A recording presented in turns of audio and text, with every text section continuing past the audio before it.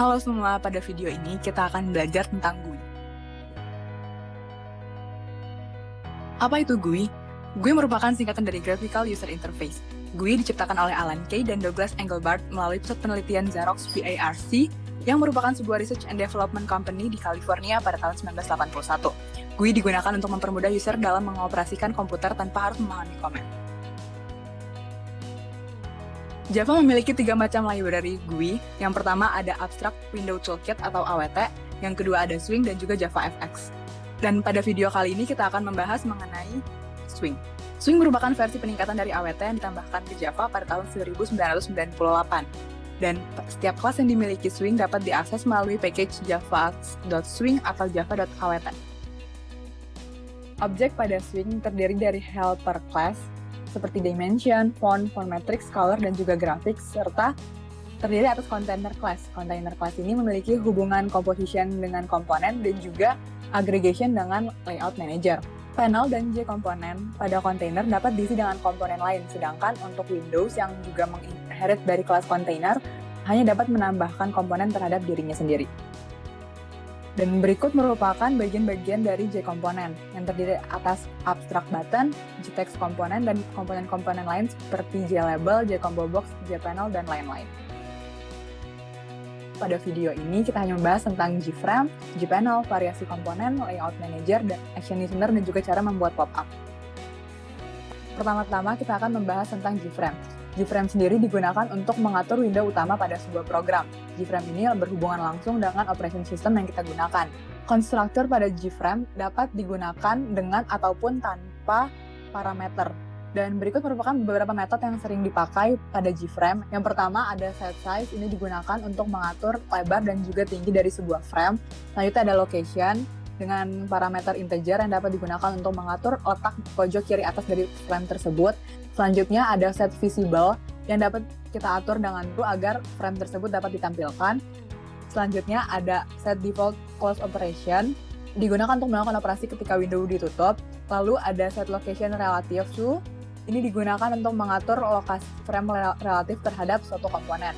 Dan yang terakhir, pack yang digunakan untuk mengatur ukuran frame secara otomatis sesuai dengan komponen yang ada di dalamnya.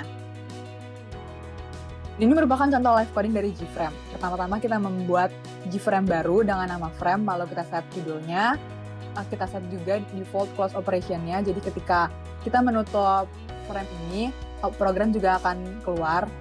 Selanjutnya kita akan men-set ukuran dari frame tersebut dan juga membuat frame-nya berada di tengah-tengah dengan men-set location relatifnya jadi 0. Dan yang terakhir kita menampilkan frame dengan set visible true. Berikutnya ada JLabel. JLabel merupakan komponen yang berfungsi sebagai kontainer untuk menempatkan satu baris teks atau gambar yang bersifat read-only. JLabel memiliki konstruktor, bisa berupa teks, bisa berupa image, bisa berupa keduanya, dan juga horizontal alignment. Beberapa metode yang umum dipakai untuk JLabel adalah setText untuk mengatur teks pada label, getText untuk mengambil teks yang dimiliki oleh label, setHorizontal alignment untuk mengatur penyusunan horizontal teks, getHorizontal alignment untuk mengambil nilai penyusunan teks secara horizontal, setFont untuk mengatur jenis font yang dipakai oleh teks pada label, dan setForeground untuk mengatur warna dari teks tersebut. Contoh live coding untuk penggunaan label. Bisa dilihat terdapat variabel label text yang memanggil konstruktor JLabel yang parameternya berisi teks yang nanti akan ditampilkan pada frame. Lalu, kita juga bisa mengeset agar tulisan label tersebut berada di tengah frame dengan menggunakan metode setHorizontal alignment dan kita buat dia di center. Kita bisa menggunakan color class. Color class digunakan untuk mengatur warna komponen. Format warna yang ada pada color class adalah sRGB dengan range integernya dari 0 sampai 255. Color class memiliki konstruktor yang parameternya meminta integer untuk warna merah, hijau, dan biru. Lalu kita bisa mengatur opacity atau kejelasan dari warna yang kita inginkan. Sebagai contoh, ketika kita ingin membuat warna hijau, kita bisa memanggil konstruktor color dengan RGB 83, 161, dan 126.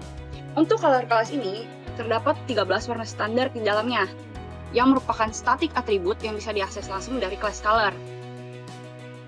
Selain mengatur warna untuk GUI, kita juga bisa mengatur tulisan yang ada di dalam GUI tersebut. Font class digunakan untuk mengatur tipe font tulisan dari komponen. Font class memiliki konstruktor yang parameternya meminta nama dari font yang akan digunakan, tebal penulisan, serta ukuran dari font tersebut. Sebagai contoh, terdapat some font yang menggunakan jenis font Comic Sans MS dan dibuat tebal serta berukuran 15. Untuk jenis font yang dapat digunakan, terdapat 5 font standar yang disupport oleh seluruh platform, yaitu Dialog, Dialog Input, Monospace, Sans Serif, dan Serif. Gaya penulisan pada font dapat diatur dengan menggunakan integer.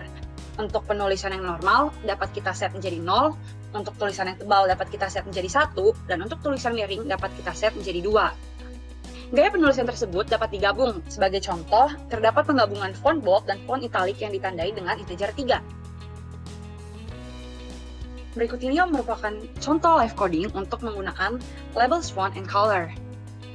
Mengganti warna dari tulisan label, kita bisa menggunakan metode set foreground. Di sini kita ingin membuat warna tulisan tersebut menjadi merah. Selain itu, di sini kita buat jenis teksnya menjadi impact, lalu kita buat gaya penulisannya menjadi bold dan ukuran tulisannya menjadi 25.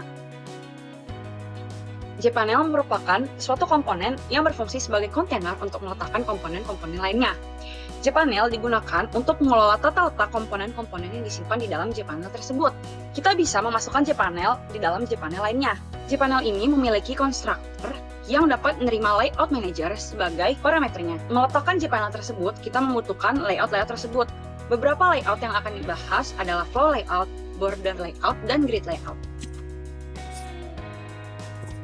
Yang pertama adalah border layout. Border layout digunakan untuk membagi panel atau frame ke dalam 5 daerah, yaitu utara, selatan, timur, barat, dan tengah. Border layout memiliki konstruktor yang dapat menerima integer untuk mengatur jarak horizontal atau vertikal. Berikut merupakan live coding untuk border layout. Kita dapat langsung mengakses border layout ini ketika kita ingin membuat panel untuk frame. Di sini kita akan membuat jarak horizontal antara satu panel dengan lainnya sebanyak 15 dan jarak vertikalnya sebanyak 10. Selanjutnya kita bisa membuat button dan menempatkannya ke dalam panel, dan posisi dari button-button ini dapat kita atur dengan menggunakan border layout yang telah kita berikan ke dalam Jpanel sebelumnya. Selanjutnya terdapat grid layout. Grid layout di sini adalah layout manager yang membagi panel atau frame menjadi daerah persegi panjang dengan kolom dan baris, di mana sebuah komponen akan disusun akan mempunyai ukuran yang sama besar. Untuk konstruktor grid layout secara default, satu kolom akan disusun per komponen dalam satu baris. Untuk konstruktor kedua, grid layout akan dibuat dengan jumlah baris dan kolom yang dimasukkan sesuai dengan parameter. Untuk konstruktor yang ketiga, grid layout akan dibuat dengan jumlah baris dan kolom serta jarak horizontal dan vertikal yang dimasukkan sesuai dengan parameter. Berikut ini adalah contoh program Java menggunakan layout manager grid layout. Pertama-tama, akan dibuat sebuah JFrame yang digunakan untuk menampilkan komponen yang diinginkan. Selanjutnya dibuat juga JPanel dengan grid layout yang terdiri dari 3 baris dan 2 kolom sebagai layout manajernya. Selanjutnya, untuk setiap button yang dibuat akan ditambahkan ke panel dengan cara di-add, dan kemudian panel akan di-add ke frame dan akan ditampilkan dengan method setVisibleTrue. Berikut ini adalah contoh tampilan grid layout yang telah dibuat. Selanjutnya adalah layout manager flow layout. Flow layout akan menyusun komponen dalam baris. Jika baris sebelumnya telah penuh, maka akan dilanjutkan ke baris baru. Untuk konstruktor flow layout secara default, flow layout akan dibuat menggunakan centered alignment serta jarak horizontal dan vertikal yang bernilai 5. Untuk konstruktor kedua, flow layout akan dibuat sesuai dengan alignment yang dimasukkan pada parameter serta jarak horizontal dan vertikal akan bernilai 5. Yang ketiga, flow layout akan dibuat sesuai dengan alignment serta jarak horizontal dan vertikal sesuai dengan yang dimasukkan pada parameter. Berikut ini adalah contoh program Java untuk layout manager flow layout.